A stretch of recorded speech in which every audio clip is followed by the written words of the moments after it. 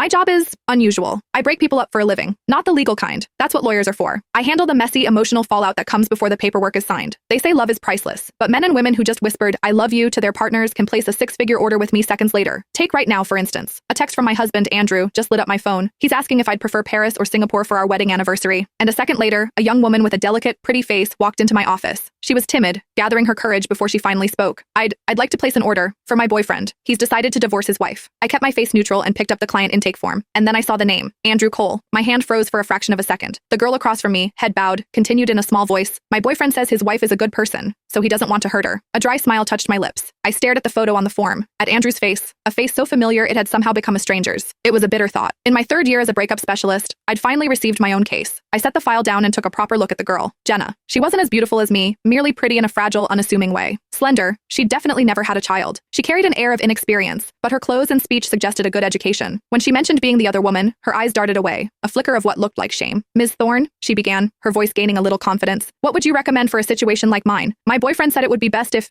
the woman initiated the divorce herself. They've been together a long time, you see. It would be awkward." She bit her lip, offering a shy, almost innocent smile. If I wasn't absolutely certain she didn't recognize me, I would have thought she was mocking me to my face. I stretched my lips into a professional smile. "Ms. Bird," I said, using her last name from the form, "how long have you and he been together?" The question seemed to catch her off guard. "What?" I raised my voice slightly, keeping it steady. "Before I can propose a strategy, I need to understand every detail of your relationship." Understanding dawned on her face. She nodded, her voice as bright and cheerful as a songbird's. But with every word she spoke, another piece of my smile chipped away. "We've been together for 3 years. We met at the hospital." She blushed, a soft pink dusting her cheeks. "His family member was having surgery, something serious, I think. He was so scared, just smoking in the hallway. I was passing by and, well, I said a few words to comfort him." She gave a self-conscious laugh. "We got to talking, and less than a week later, he asked me to be his girlfriend." As I listened to her sweet recollection, a sharp, violent pain lanced through my chest. "Was the day you met today?" I asked, my voice dangerously calm. Her eyes widened in disbelief. "Yes. How did you know?" I managed a faint smile, my eyelashes trembling as I looked down. Of course I knew. Because 3 years ago today, I was at City General, giving birth to my first and only child with Andrew. Doing the math, while he was meeting her in a hospital hallway, I was on an operating table, a difficult labor that turned into an emergency C-section. I had passed out 3 times. The memory, once a testament to my strength, now felt like a dose of slow-acting poison, spreading through my veins. I took a silent, deep breath and forced myself to ask the next question. "Are you aware that he has a child? A daughter? She's 3, just started preschool." "Of course," she said, the timidity on her face replaced by a casual shrug. "What about it? He's already promised me," she continued, "that after the divorce, I'll be her new mom. She's just a little kid, you know? They don't really know the difference. Over time, she'll accept whoever is there. Don't you think so, Ms. Thorne?" My knuckles turned white as I gripped the file. I nodded, my voice betraying nothing. "Yes, you're right. Too bad you'll never get the chance." My agreement seemed to open the floodgates. She leaned forward, eager to share more, to brag. "He even showed me a picture of his wife. She has this long